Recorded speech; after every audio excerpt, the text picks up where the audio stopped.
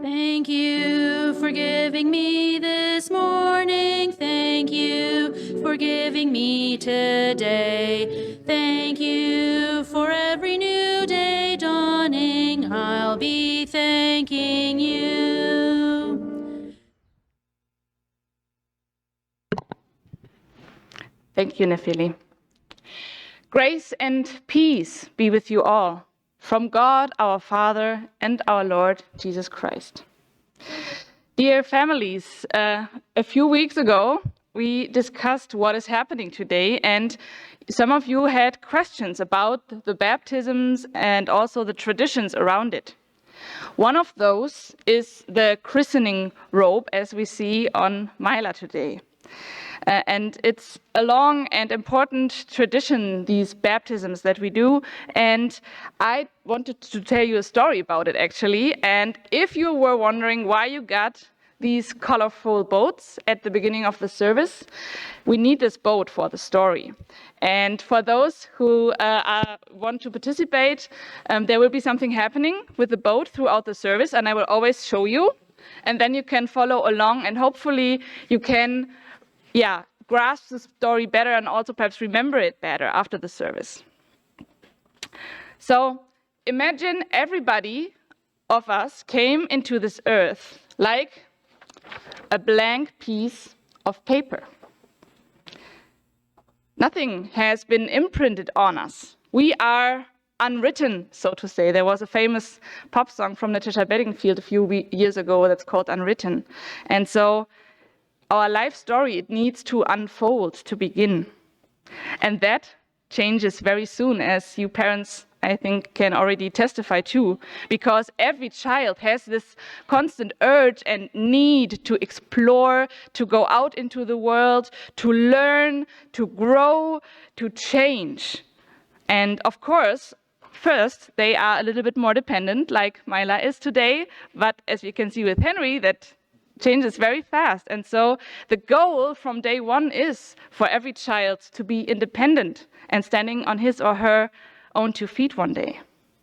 And so this lifelong journey of learning, it has many chapters, and some are full of pride and joy, like the first smile, the first step, the first words. I just recently discovered this with my nephew. It's great. And then there are also chapters of disappointment and frustration when I try something over and over again, right? When my nephew, he wanted to roll over, he needed a lot of tries until he really got it and was able to do it. And also, like, for me, example, riding the bike for the first time, that was a hard one. I'm not very good with my limbs and physical ability, so for me it took a lot of tries till I finally managed to hold my balance and really go without the helping wheels. And so I think the more we grow and the more we move forward in life, these learning experiences, they get just different, from more physical or the general abilities to our relationship, to our career decisions, for example, or our life choices. All learning experiences. And some of them, they leave bruises too.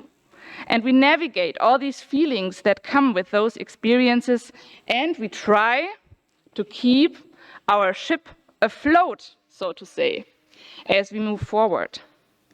So, if our life is like a ship, and we try to navigate the sea of our life, there's one very interesting similarity between boats and people. Both get baptized. So before a ship goes out into the sea, it's giving a new name, like seahorse or something. And when we get baptized, of course, we have different names, but we are not longer called like Mila or Henry or Annika. We are belonging to the family of God now, right? So we take, so to speak, we take on his name, we become Christians. And this is where the word christening, like an older term of baptism, comes from. And as baptized people, we set sail on our life's journey over waves and billows, past islands and reefs. And sometimes the journey goes very smoothly. Everything just feels all right, and the sun is shining, and it's just great to be out there. And then there might be times where we are exposed to storms too, when we lose control and it feels like a strong wind is blowing and it's pouring down on us from above, and our sight is limited by the waves and clouds and perhaps sometimes even darkness around us. We feel lost and afraid, and we don't know where the saving shoreline is. And then perhaps we lose part of our boat. We have like a crack or something that, brings us a little bit off course. And then our boat, it looks like this. Okay, we are still bobbing on. We just lost one corner, right? So that's not too bad.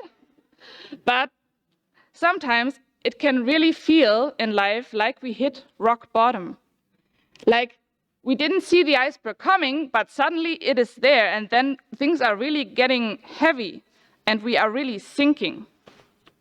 And so we lose our right corner too.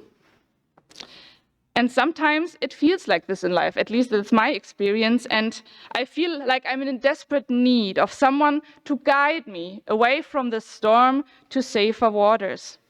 Someone who can offer me a place to rest and to help me repair what's been broken, because I'm not good at that.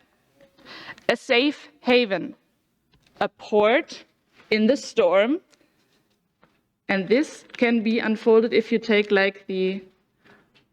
do it like this, just clap down the two edges, and then you have your safe house, or your lighthouse, so to speak, your port in the storm.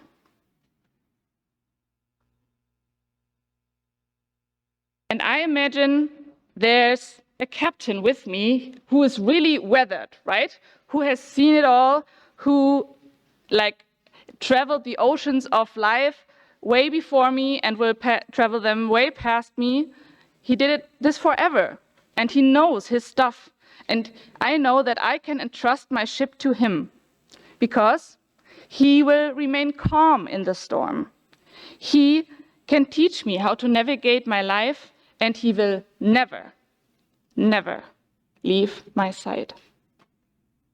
And that is exactly what baptism is all about. When we soon touch Myla and Henry with the water, it is a sign for us all that God is with us every part of our life's journey, from the beginning to the end. We are never alone, and whatever is written on our pages of life, and in how many ways we might be folded and perhaps sometimes torn, and now we take out the cap, like in a round shape. My English is not geometrical, I'm sorry, but I'm trying. Then it could look like this, perhaps. Okay?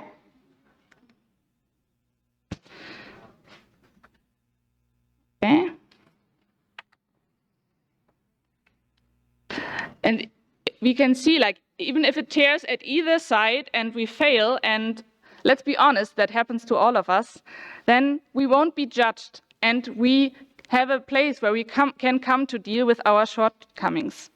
And if we look at Jesus' teachings, he was all about healing. And that's what we discussed with our confirmants this week in the confirmation exams also, what is the most important message of the Bible? And they said it's exactly this, that we are loved, and that because we are loved first, we can try to love one another, we can try to forgive one another, and we can try to make things better. And so there's this tradition of the christening robe, right? I talked about at the beginning of the sermon.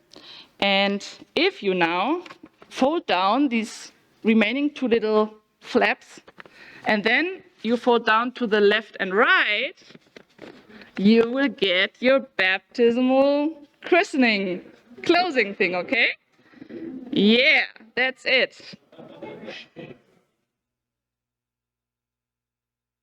It wasn't my idea, I have to be honest.